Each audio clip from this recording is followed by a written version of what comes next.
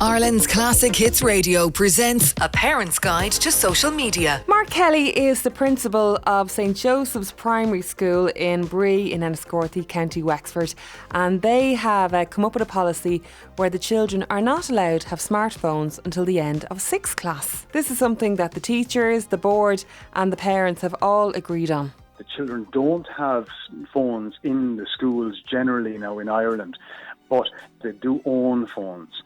They just didn't bring them to school. Yeah, the schools will not allow them, and that would be very much the case now throughout Ireland, is that smartphones or any kind of phones are not allowed in schools. Yeah. The problem tends to be either after school then, because school principals are required now to tackle cyberbullying that happens outside of school. And so, principals can often kind of feel a little bit resentful of having to solve or sort out disputes on, say, like Snapchat or something like that, where 8 and 9-year-olds are having difficulties and fighting on that, and then schools are having to resolve those difficulties, even though that they should not be on them until they're 13. And you can see why schools might resent that, might say like, okay, parents need to be taking a stronger line here and not allowing their children onto social media until they're 13, and then they won't be experiencing those kind of difficulties, So what we did in the school here is that we've created a recommended age for smartphone ownership, and we say 13 then for social media. And what we're hoping there is that we're going to help parents create a new norm within the school. Now the thing is, I can't and I won't police smartphone ownership because that's a parental decision. But what I can do is empower and support the parents to create this new norm amongst themselves, whereby they will say, no, our children in primary school are not going to have access to social media, nor are going to own a smartphone until they hit the end of 6th class and are almost going into secondary school. Yeah. Now, the thing is, it's going to be up to the parents.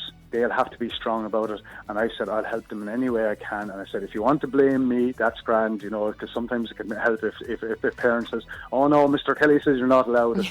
And, that might be a help to parents maybe at times there, And did you find, Mark, that, or Mr. Kelly, I should really call you. No, it's my Mark, no, please. Did you find that there were some parents who felt, well, I want my child to have a phone for safety reasons on the way home, that kind of thing? Yeah, a few parents would have said to me about that. On the poll, you would have had parents, a very small minority might have felt that an earlier age was appropriate, But I think the disadvantages of the phone outweigh the potential benefits of them, I suppose, we live in an anxious age really now, where the media coverage of all these kind of very upsetting events of things that can happen to children and so on like that, it's constantly in the news, and I think we're all very aware of that, and it causes parents to be anxious. But I still don't think that there's a great need for children to have a smartphone.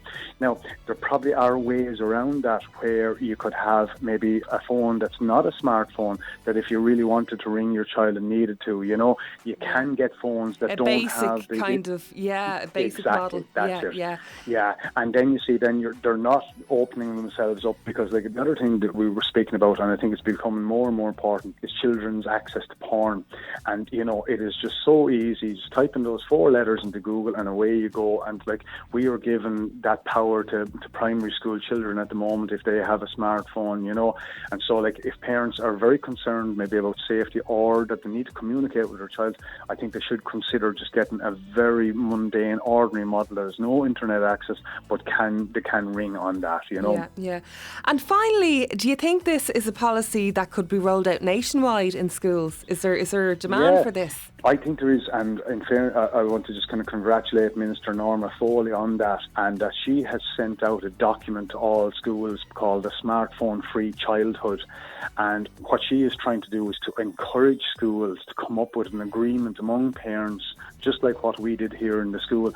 Now, we had actually started on that process before the minister's thing came into the schools, so we were kind of a little bit ahead of the posse on that, but she is trying to do the same thing. We were on a show there recently on Virgin Media there, and it was somebody saying about just kind of the good things from phones, but to be honest now, I see the very few advantages for a child having a phone, because it's really a David and Goliath type battle, because you were facing all of these social media companies, were facing the likes of Google and iPhone and these absolutely billion-dollar, trillion-dollar companies companies. And it is not in their interest for our children not to have phones.